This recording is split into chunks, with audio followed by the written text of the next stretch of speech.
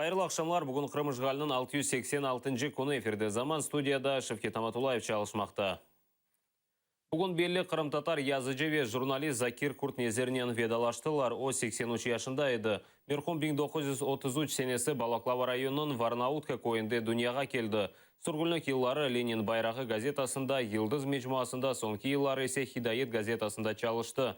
Бір чоқ китап ве эсерлерінің муэлифі еді. Чоқ йыллар девамында Қырым мұсылманлар дини идаресінде фалиет көстерді. Атер телеканалы мерхумның сой сопларына өз тазиелеріні білдіре.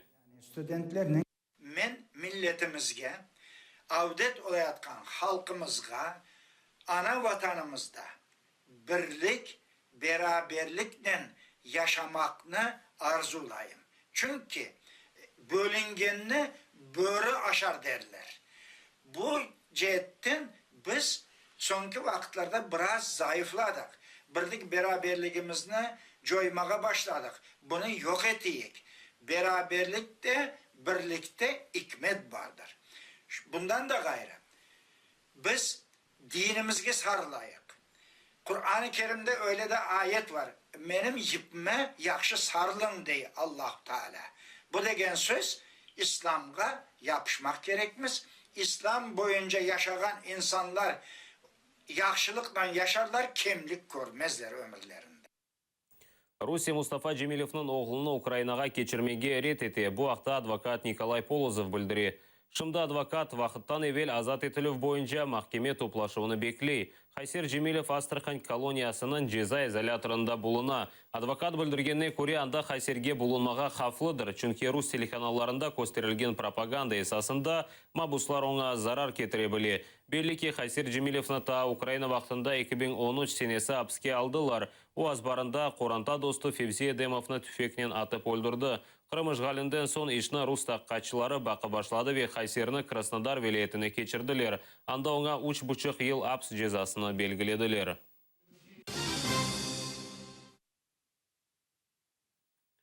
Қырым муфтияты ярмада мұсылман умметіні бірлештірмек үшін январының 16-сында конференция кечірежек. Топлашуға 350 мұсылман жемиет темсілжелеріні давет еткенлер.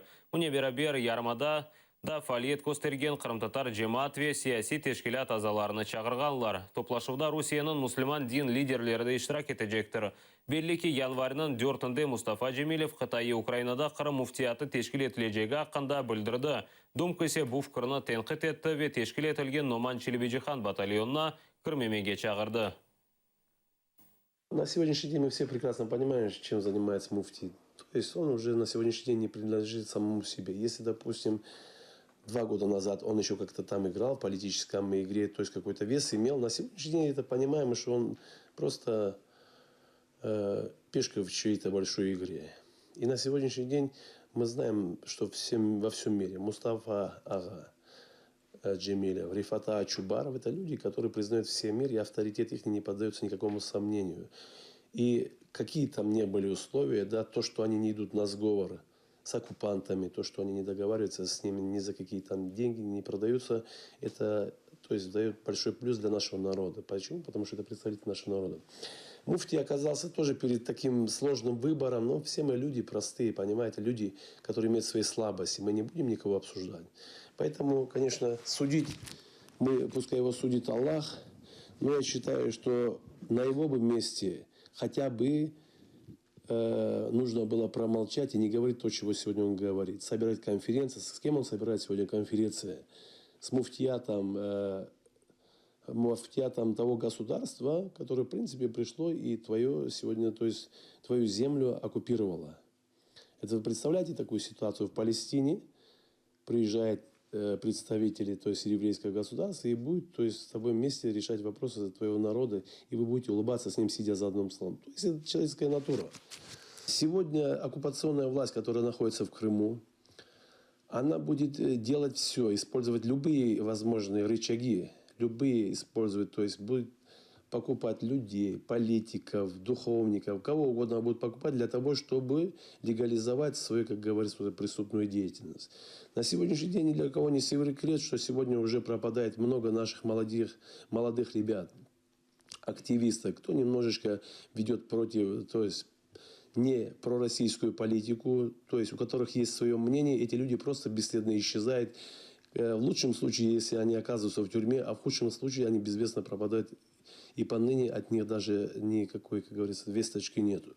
И поэтому на сегодняшний день действия муфтия, то есть это не те действия, которые можно похвалить или, как говорится, сказать, что молодец, вот в тяжелую ситуацию он свой народ как бы спасает.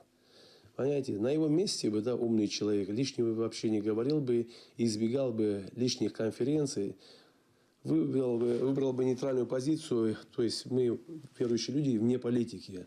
А он сегодня понимает, что сегодня произошло. Лидеров крымско-татарского народа Мустафа Ага и Рифата нету в Крыму, то есть с таким весом авторитетов. И он понимает, что он остался сегодня единственным лидером для крымских татар на сегодняшний день. И, естественно, он пользуется этой ситуацией как может. Туневон Түркияда олған патлав құрбанлары четел туристлері. Олар арасында 8 Алман, 2 Корея ватандашы ве бірі Перудан. Месулетлікні оз бойына Ислам девлеті бірлешмесі алды. Белеке Туневон күнді Стамбулның Султан Ахмет районында жәме янында патлав yüz берді. Умумен 11 инсан елек олды, 14 чешет яралар қазанды. Түркия мақсус қызметлері патлавда алақасы олған 3 рус ватандашыны яқалады. Олар есе ИГИЛ бірлешме азасыдыр. Türkiye'nin şeysi için yaptılar, ekonomi düşürmek için yaptılar yani bunu. Başka şey yapmadılar yani bunu bilerek yaptılar yani. Turistler tabii etkiler. Adam gezmeye geliyor ülkemize 10 kişi ölüp de gidiyor. Etkilemez mi böyle? Yani buraya gider misin? Sen olsan gider misin yani? Керечте электриканы қытмақ үшін лифтлеріні сондырдылер. Бөле қарарыны шерінен Рус акиметі қабыл еткен. Не вақыт лифтлер ішке түшежегі белі дегел. Бұнен берабер түкенларының ішықтан сондырдылер. Иш адамларыны генератор сатын алмаға мечбур етелер. Шымдылық Кереч 42 мегаватт электроэнергия ала. Электриканы тек отмек түкенлары илячханеве фурунларға берелер. Ну, мы стараемся, чтобы не пропало. Но я не знаю, настолько это можем вот терпеть так. Очень трудно получается, конечно. Это большие убытки. Мы столько пережили за эти 5 дней, что вот у меня лично один единственный маленький магазинчик. У меня пропало товара на 60 тысяч. 3 холодильника вышло из строя. В течение 2 дней, после того, как отключили свет в ноябре, я вынуждена была купить генератор.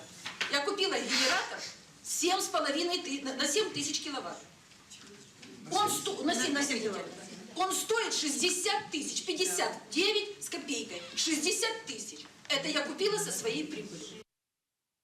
Крым троллейбус шirket хадимлері наразылық кечері. Ишчілерге ишандырылған айлықны бермегенлер. Украина тарафындан энергоблокада башланған сон декабрінің башында шirket ішіні тоқтатты. Хадимлеріні есе тәтелге yolладылар. Бұна бақмадан ем шirket yol басшылығы Эмдей Аксенов бұл күнлерге айлықны бір бермеге ишандырған еді. Нам обещали заплатить с 1 по 10 число. Как бы 2/3 зарплаты. Вчера нам говорил директор парка, а сегодня нам сказали, что нам ничего не оплатят. У нас тут творятся такие чудеса, что непонятно. Одни одно говорят, вторые другое говорят. И вообще народ от этого весь страдает. Мы всеми силами стараемся сохранить сотрудников, да, поэтому и выплачиваем 2/3 заработной платы, чтобы люди могли жить и существовать, да. У меня было 31 тысяча, теперь я получила 11. Нам засчитали вот только что приказ, что нам ничего не заплатят за эти 10 дней. Я, естественно, недовольна, потому что дети мои будут голодные. Яқшы демек, не демектір, сық-сық ішік сондырылген сон, Қырым Сакина бөле адлы шиыр язған. Өз ижадыны о видеоға yazып, интернетке yüklеген. Появился Росспецназ. Отобрал он Крым у нас и устроил жизнь атас. А за это вся Европа повернулась, пардон, жопой и накрыла разом Россию медным тазом. Я же открою вам секрет. Кроме танков и ракет ничего в России нет. Сам же царь в Кремле сидит и народу говорит. Что же делать? Как нам быть? Как же Крым нам прокормить? Им вода нужна и свет. Ведь теперь там света нет. Обратился Путин к Богу. Укажи ты мне дорогу.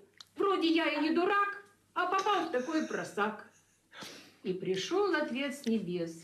Да в тебе сидит сам бес. Ты, Вован, его гони.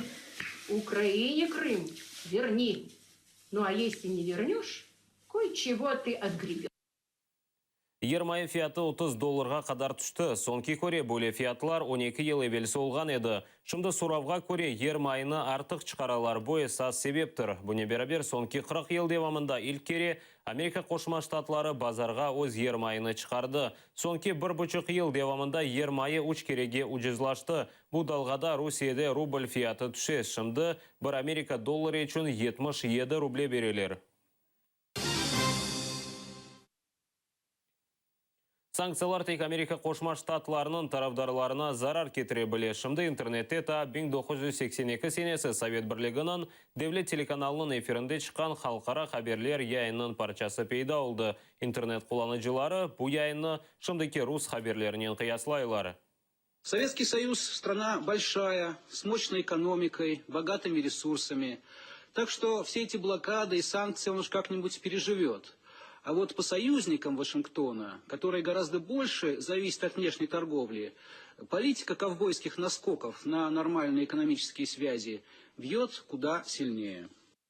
Укрзалезница ишғал ұлынған Қырымда мүлкіні жойғаны үшін Русиянен махкемелешежек. Украина мүлк назирінің муавины Владимир Амелян білдіргенне көре, назирлікінің да дегер мойселері де шикаетлер язалар. Русияның ишғалы Украинаға триллион 800 миллиард гривна миқдарында зарар кетірген. Ато зонасында женкеверлер Украина аскерлері тарафына атеш açmaға девам етелер. Женкеверлер әм барышық вазиетіні бозалар, әмде Минск анлашмаларыны кечкен күн девамында рус женкеверлері чешіт селя вастасынен 24 кере атеш açқанлар. Впродовж доби, що минуло, зафіксовано 24 епізоди застосування окупантами зброї. Зокрема, збройні провокації проти наших воїнів загарбники намагались втілити в життя в районі Пісків, Опитного, південніше Авдіївки, а також біля Новгородського, Зайцевого та Майорська. Бойовики знову застосовували стрілецьку зброю, гранатомети та великокаліберні кулемети. По опорних пунктах сил АТО, неподалік Троїцького, що у Ясинуватському районі Донецької області, бойовики продовжили систематично бити з підствольних гранатометів. Неспокійно було й на Луганщині. З автоматичних станкових гранатометів противник відкривав вогонь в бік наших позицій неподалік Кримського та Трьохізбанки. З початку цієї доби кремлівські найманці вкотре зі стрілецької зброї та підствольних гранатометів вели вогонь в бік Новгородського з великокаліберних кулеметів південніше Авдіївки. Впродовж ночі тихо було лише на Маріупольському напрямку. Украинаның сабық президенті Виктор Янукович дүнияда ең бойы хапаржы кібі танылды. Бұл ақта халқара тешкілаты білдіре. Мұжедевелге Мысырның сабық президенті Хосни Мубаракович Чечня башлығы Рамзан Кадыров кірді. Янукович рейтинг лидері олды.